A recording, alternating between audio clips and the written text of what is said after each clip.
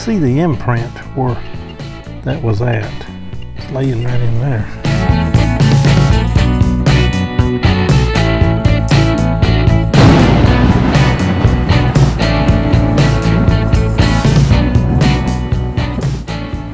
Been an old Kentucky holler here. Used to be an old house that sat right in here. I've dug a bunch of trash so far. Check it out, Keebs. My first oxen shoe of 2018. Sounded pretty rough.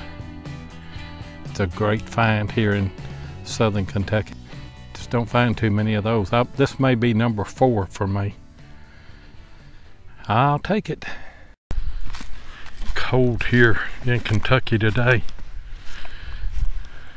Me and Mike are back on one of our Colonial sites.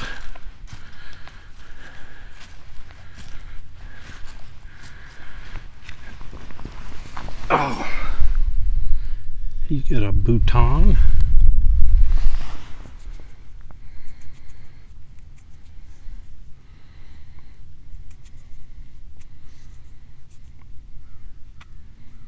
That's the backside right there. Shanks broke off of it. Don't matter. A flat bouton is a flat bouton. You got that right. Shank or not. Good job.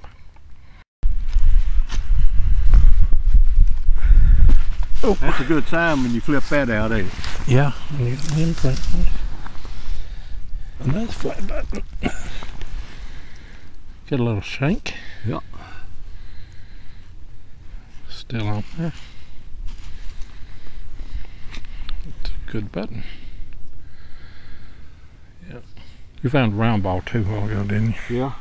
Found a little round ball. That's a nice round ball there. It's been fired.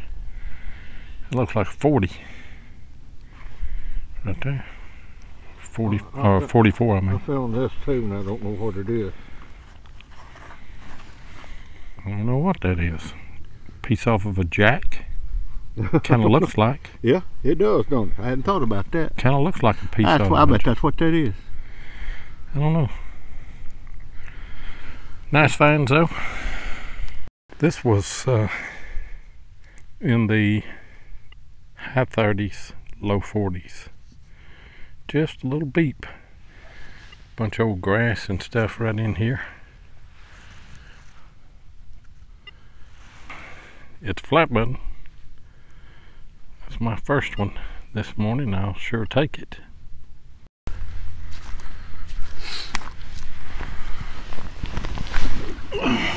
That almost looks like money when you first look at it. Yeah, I know. I thought it was when I first seen it.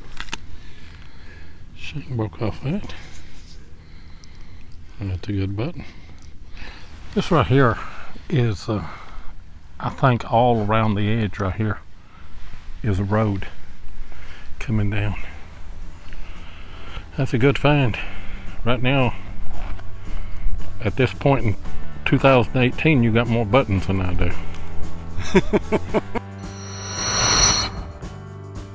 I want to do a shout out today to my buddy Joel, Drum and Detect. You see his channel there on your screen.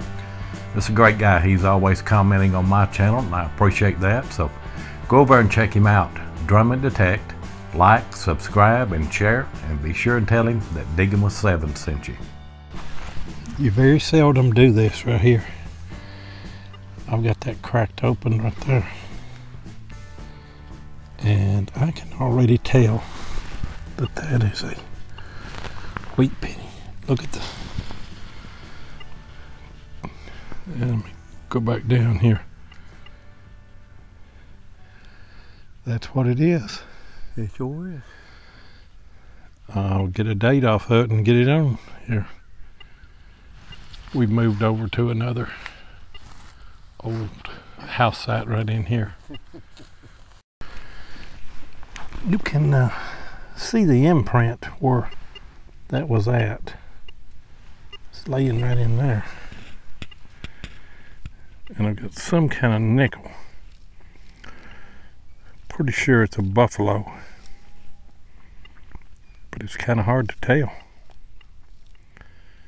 Thought it might be a V, but I can see the buffalo legs right there on the bottom.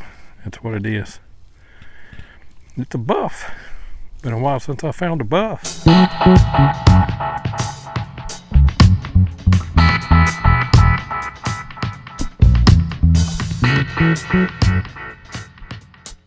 The buffalo nickel, sometimes called the Indian head nickel, is a U.S. 5-cent coin that was designed by sculptor James Earl Frazier in 1912. It was part of the Mint's campaign to beautify American coins and featured a realistic portrait of a Native American on one side and an image of a buffalo on the other. It was produced at the Philadelphia, Denver, and San Francisco Mints from 1913 to 1938. For the front, Frazier sculptured the head of a Native American, which he said was a composite based on models that included Chief Irontail of the Lakota Sioux and Chief Two Moons of the Cheyenne.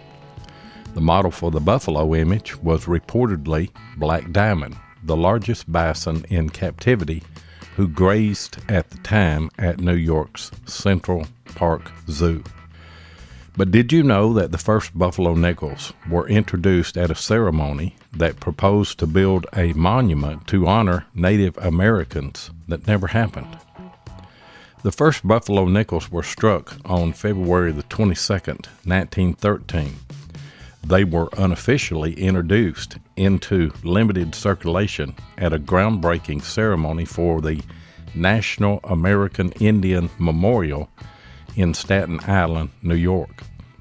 40 of these new nickels were sent to the ceremony to be distributed by President Taft to the attending Native American chiefs.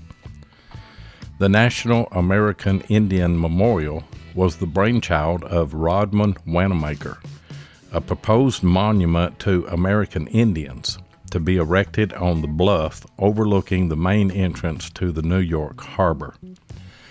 Ground was broken to begin the construction in 1913, but the project was never completed and no physical trace remains today.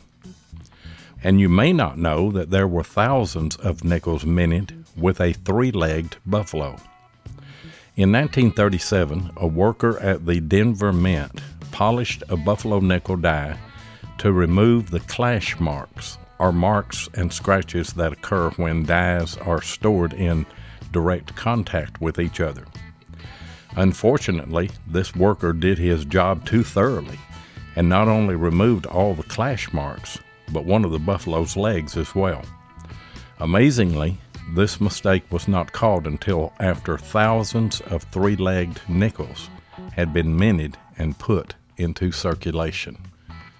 And now you know more about the buffalo nickel. I'll tell you what, I want you guys to look what Dave Miller has sent me.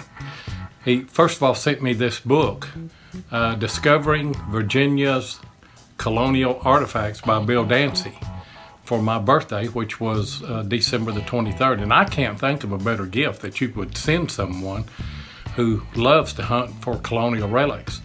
But then check this out. Earlier in the year, Dave Miller and his son Ben and his good friend Mike came and hunted with me. Look at this plaque that he set with the little tubes there that actually has artifacts that we found on that hunt. I tell you what, I am speechless, Dave. Thank you so much.